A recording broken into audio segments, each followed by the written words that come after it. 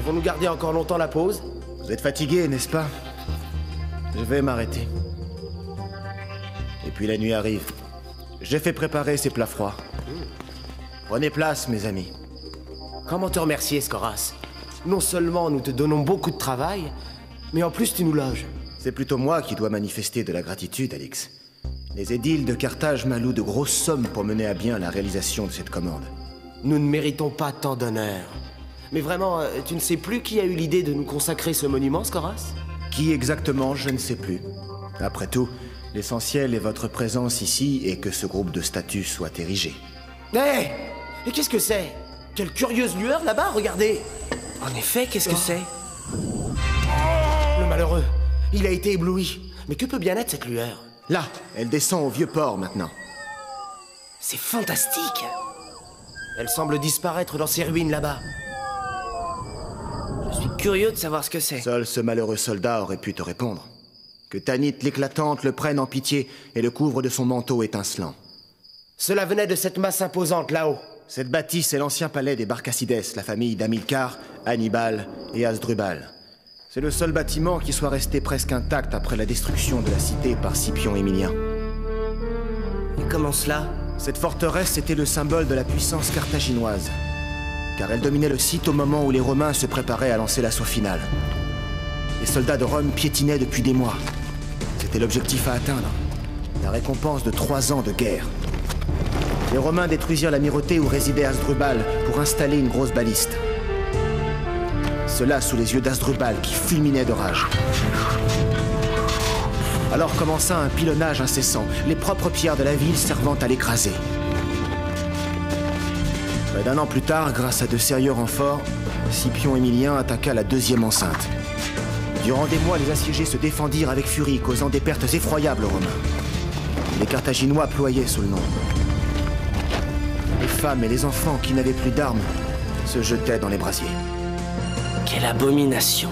Oui, car pendant que les combats faisaient rage, Moloch Baal, lui, rougeoyait sans cesse de sacrifices humains. Alors que les derniers défenseurs de la cité s'étaient retranchés dans la citadelle, le pilonnage cessa. Carthage agonisait et Scipion Émilien avait enfin sa victoire. Ses ordres furent de raser la cité. Ils retournèrent le sol et le salaire afin que rien n'y pousse jamais plus. Chose étrange, les Romains fouillèrent la citadelle durant des jours et des nuits. Depuis que la nouvelle ville a été construite, les fouilles ont pratiquement cessé. Comme si les vainqueurs voulaient laisser la place aux fantômes. Que cherchaient-ils donc en vain?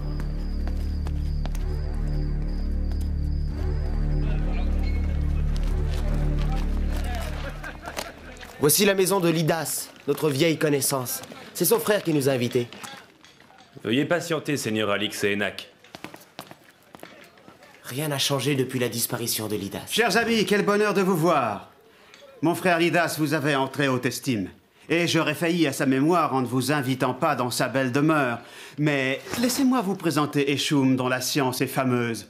Il brûlait d'impatience de vous connaître, oui. Impatience? Le mot est trop faible. Lydas était un scientifique extraordinaire qui a laissé un héritage considérable, capable de changer le destin de l'humanité. Aussi, j'ai grande joie à l'étudier, comme j'ai la joie de découvrir ses amis. Mais je vous laisse à votre hôte. Singulier personnage. Qu'est-ce que c'est? Lydas appelait ça une néolipile.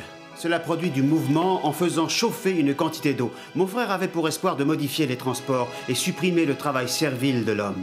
Mais le Sénat de Rome lui a interdit de poursuivre dans cette voie, estimant que l'esclavage suffisait. Mais venez par ici. Encore merci, Héliodore, pour cet excellent repas. Je vais appeler une escorte. Non, je te remercie.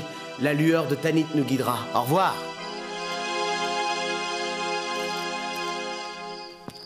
Ces parfums lourds m'ont donné mal à la tête. Hé, regarde là-bas, la lueur. Elle arrive par ici. Alix? Oh! Cachons-nous.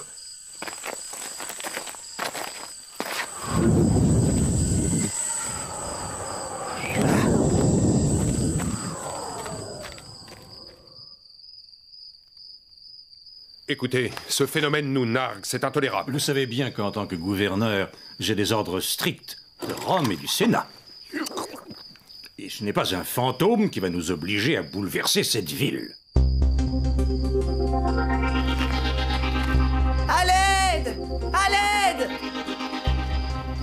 transporter. Je n'en peux plus.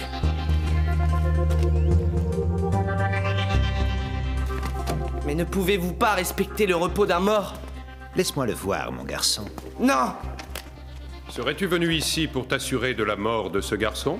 Ou bien au contraire pour faire un miracle? Comment oses-tu prétendre? Inutile de me fixer de la sorte. Sache que j'ai passé plusieurs années en Égypte. J'ai été initié par les prêtres d'Amon. Je suis le tribun Corus Malher. Et j'ai un conseil à te donner. Écoute-moi bien, mage. Fais tout ce que tu peux pour sauver ce jeune garçon. J'ai sur moi quelques remèdes précieux. Essayons.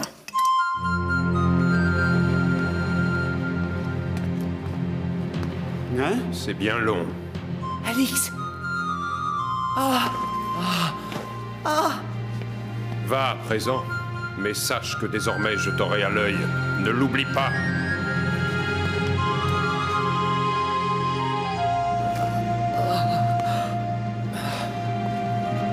Encore cette lueur. Mais personne ne fait rien pour l'arrêter. C'est toutes les nuits la même chose. Entre les nuits, il y a le jour. Voilà notre ressuscité. Je suis Corus Malher, le tribun chargé de l'ordre public à Carthage. J'attendais ton réveil, mon garçon, pour savoir exactement ce qui s'est passé l'autre nuit. Tout ce que je sais, c'est qu'on a voulu m'assassiner et j'ai l'impression qu'il y a un lien évident avec ces phénomènes nocturnes. J'ai un compte à régler avec ceux qui sont derrière tout ça. Il faut à tout prix savoir d'où vient cette lueur. Viens, Enak. Montons là-haut. Cet endroit me paraît parfait.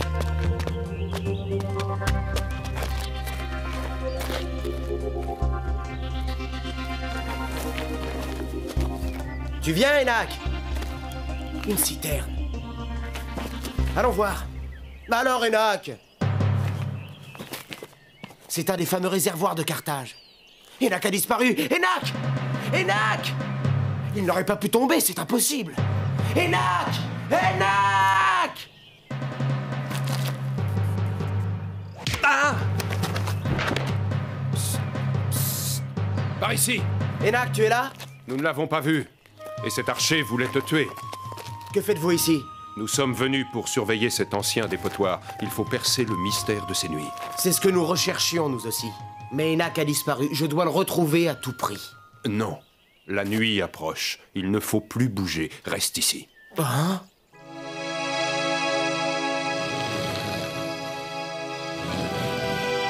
Hé! Là-bas, regardez!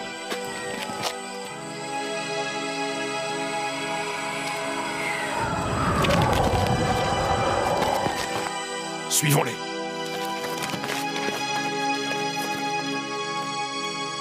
Voyons comment ils ont fait pour sortir de cette citerne.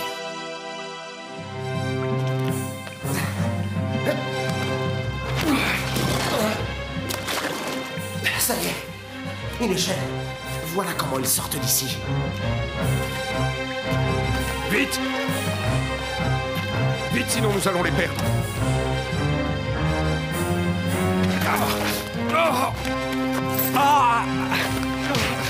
C'est du sel! Surtout, ne nous frottons pas les yeux. Ça ne ferait qu'aggraver l'irritation. Alix, c'est notre seule chance.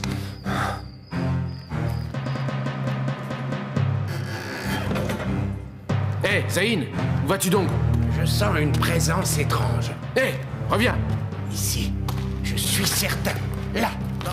Hé, Zayn, ton chien a l'air malade. Jetta. Jetta, mon chien. Occupe-toi de ton chien, de vin à la manque. C'est qu'il a faim comme moi. Faim depuis tellement longtemps, depuis tant de générations, que jamais nous ne pourrons être rassasiés complètement.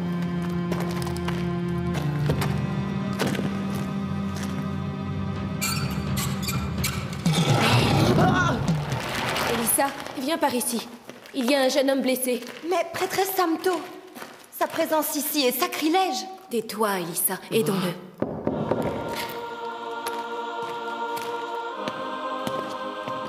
Très bien, Elissa. Tu en mets du temps pour ouvrir. Excuse-moi, divine Samto, mais un éboulement vient d'avoir lieu. Je m'inquiète à ton sujet. Je te remercie, Shum, mais tout va très bien. Laisse-moi à présent. La prêtresse de Tanit a besoin de se recueillir. Bien. Garde, par ici. Poste-toi devant cette porte et redouble de vigilance. Au moindre bruit suspect, même provenant de la chambre de la prêtresse, préviens-moi. Le sort en est jeté. Je dégarnis ainsi toutes nos frontières. Lorsque j'aurai le nombre de soldats nécessaires, s'il le faut, je raserai ces ruines. Mais je détruirai ces porteurs de lumière, foi de tribun. Où suis-je? Tu es resté inconscient toute la nuit. Tu vas mieux. Qui es-tu? Je suis la prêtresse Samto, descendante d'Amilcar. T'es ma sang douce. Pourquoi faut-il avoir mal pour avoir le plaisir d'être soigné par la petite fille de Salammbô? Que sais-tu encore? Et toi, divine prêtresse, sais-tu où est Enak? As-tu vu un jeune garçon? Il faut que je retrouve mon compagnon. Mais si tu sors d'ici, on te massacrera. Viens avec moi. Tu ne peux rester dans cet endroit recluse toute ta vie. Je t'emmènerai à Rome. Et tu verras, il y a du soleil. Il y a peut-être un moyen. Là, c'est le manteau de Tanit. Non, pas ça. Il y a bien longtemps, la déesse de la nuit a laissé choir cette cape du ciel. Depuis, seule la prêtresse peut la porter. Samto, non, ne lui donne pas. Et pourquoi veux-tu que je mette ce manteau? Parce que personne n'osera te toucher. Tu seras invulnérable. Lors de la révolte des mercenaires, leur chef Matto et Spendius purent s'échapper de la ville grâce à ce vêtement. Les révoltés assiégeaient la cité en vain. Alors Matto décida d'effrayer les Carthaginois. En réalité, Matto était fasciné par Salammbô. Il brûlait du désir de revoir la fille d'Amilcar. Ils réussirent à s'introduire dans le temple de Tanit, assassinant des prêtres. Le lendemain, au lever du jour, Salammbô sortit du palais et vit les deux hommes enveloppés dans le voile de Tanit. Elle resta un long moment à les contempler, puis elle se retira. Matto et Spendius traversèrent la ville, narguant les Carthaginois impuissants devant cet outrage. Ceux-ci hurlaient de rage. Malgré l'énormité de l'affront, on les laissa sortir. Tandis que les mercenaires exultaient de joie, Carthage pleurait. Eh bien, je n'utiliserai pas ce manteau. Je dois partir. Alors je viens avec toi. Je ne veux plus rester ici enfermée. Maîtresse, c'est de la folie, ils vous tueront. Samto! Qu'on appelle les choums, vite! Si ce tribun de malheur fait chercher des renforts, le temps nous presse. Seigneur Eschoum! Je passe le premier en éclaireur. C'est ainsi que le porteur de lumière surgit. Mais que transporte-t-il donc? C'est un secret. C'est pour savoir cela que tu as accepté que je te suive, n'est-ce pas? Qui est cet étranger, pauvre idiote? Alix, ne sois pas fâché. Alix, attends, c'est de l'horrible. Maudit chien! Allez récupérer le manteau de Tanit! Alix! Alix! Enak! Où étais-tu parti? J'étais dans les ruines. Lorsque j'étais derrière toi, j'ai été attiré par quelque chose de brillant. J'allais te rejoindre lorsqu'une lumière a brillé devant moi, plus haut. Intrigué, je me suis approché pour découvrir un éclat aveuglant, presque insoutenable. J'ai voulu le ramasser, mais ma main a été gravement brûlée et j'ai été pris d'un vertige soudain. Impossible de crier ni de t'appeler. Quand j'ai repris conscience, la nuit était déjà tombée. Mes forces sont revenues peu à peu. Au moment où je me suis levé pour partir, d'étranges silhouettes ont émergé du sol. Ils escortaient un porteur de lumière, mais lui ne paraissait nullement incommodé. C'est alors que j'ai décidé de revenir avec le morceau éclatant. Heureusement, je n'ai rencontré personne.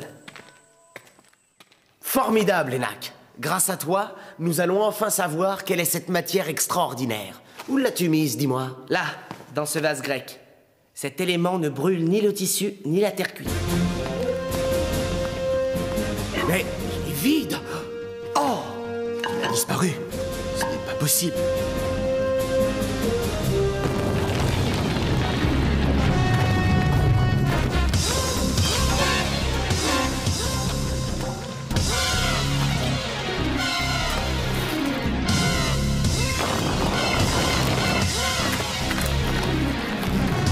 Dépêchez-vous!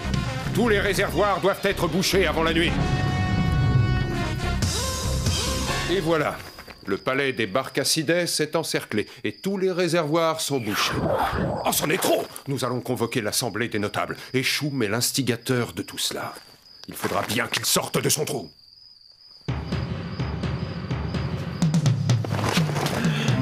Non, c'est impossible. Tu voulais nous tuer, Skoras, tu n'es qu'un Excuse-moi, assassin. je ne suis pas un assassin. Écoute, Alix, tu es tombé dans un traquenard. L'invitation, le projet de statue, c'était des prétextes pour t'attirer à Carthage. Non, mais qui a fomenté tout cela? C'était Choum? Comme tu as pu échapper à chaque piège tendu, j'ai reçu l'ordre de te tuer. Mais je ne peux pas assouvir leur vengeance. Alors partez tous les deux, disparaissez. Qui va là? Les amis du tribun Chorus Malheur. Eschoum, ouvre! Alix, nous avons réuni tous les notables de Carthage pour en finir avec cette histoire. Et évidemment, le fameux Eschoum n'était pas présent. On ne leur a pas laissé le choix. Ou ils se décident à parler, ou ils vont rester enfermés à jamais. Ils ne céderont pas, et bien qu'ils périssent. Aucune réponse. Alors enfoncez la porte! Joli travail de démolition. Tous les passages ont été bouchés, il ne reste plus rien. Partons d'ici! Tout le monde dehors! Nous arrivons.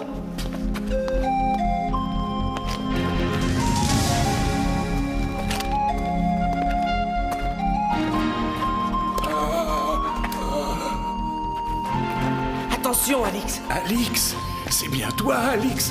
Tu as failli sauver ma petite fille Samto que je chérissais le plus au monde. Tu es noble, Alix. Elle aurait pu devenir une nouvelle Salambo, mais Eschoum, ne pouvant la punir d'avoir fui avec toi, s'est vengé sur moi. Mes forces m'abandonnent, Alix. Il faut pourtant que je te confie ceci.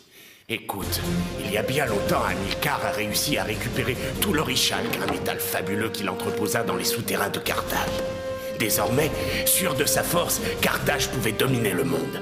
Pourtant, les Romains gagnèrent la guerre. Ils cherchèrent obstinément le fameux secret. Mais alors celui qui transporte l'orichalque toutes les nuits, qui est-il? Chorus Malheur, vas-tu enfin nous expliquer? Ici, personne ne pourra nous entendre. Cet orichalque, qu'est-ce que c'est? C'est un produit étrange aux propriétés extraordinaires. Il permet la transmutation de certains métaux et donne à d'autres un pouvoir terrible, capable d'enflammer une forêt, d'abattre une montagne ou de pulvériser une ville entière et d'en faire un tas de cendres. Tu comprends donc quelle puissance il peut donner à celui qui le possède? Alors pourquoi y en a-t-il si peu? Et où le trouve-t-on?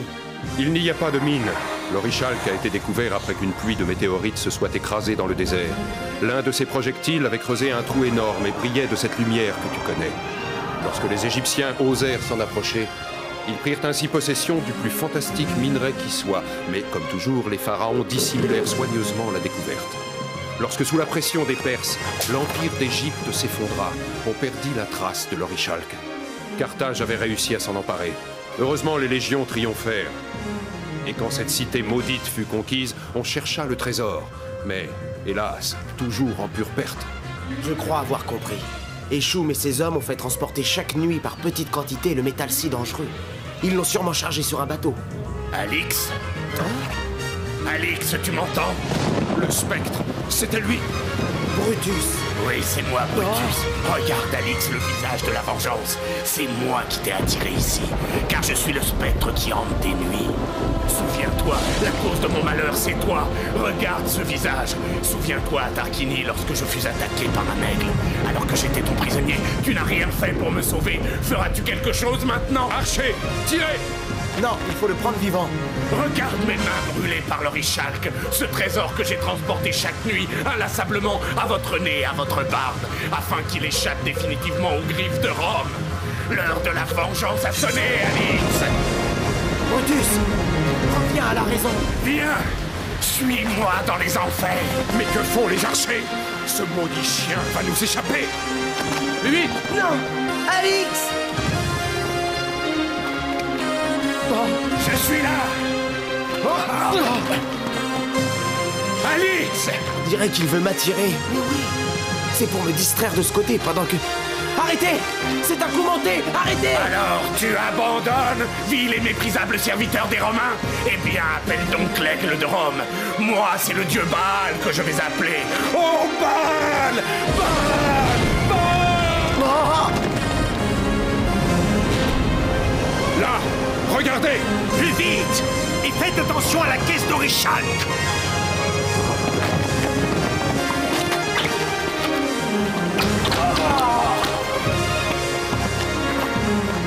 Alix, écoute, nous t'avons fait venir par vengeance, mais ton dieu a été le plus fort. Pourtant, Rome n'aura pas l'orichalque, jamais.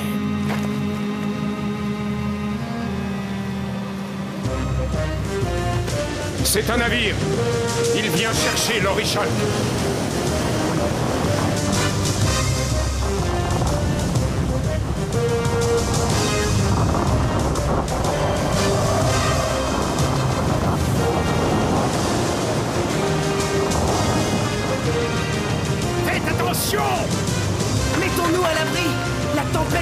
suffit.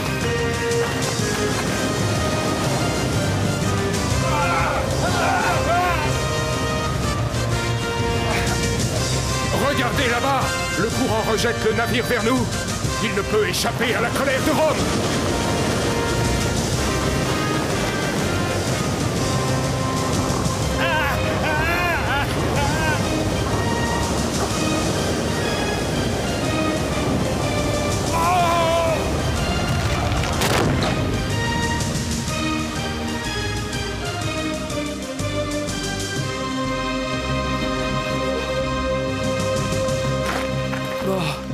Cette ville tant éprouvée vient de subir encore une catastrophe. Quelque chose de terrible a disloqué le port et labouré les décombres. Il faut croire tout de même que les dieux sont devenus plus romains que carthaginois. La nouvelle cité était bréchée, mais debout.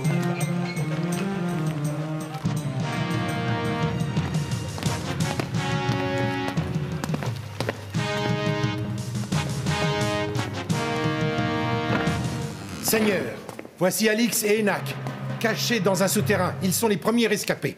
C'est bien, laisse-nous. Ainsi, vous êtes vivants. Oui. C'est ce métal, l'orichalque, qui a provoqué cette catastrophe. En effet. Et cette affaire d'orichalque est à présent terminée. L'orichalque était une matière trop subtile, de ce fait imprévisible. Je ne sais pas si entre nos mains, il aurait été bien utilisé.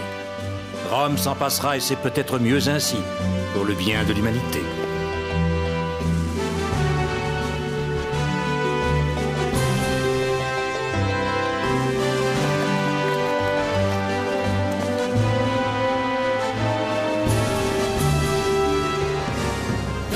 La cité punique, vient-elle de vivre son dernier sursaut?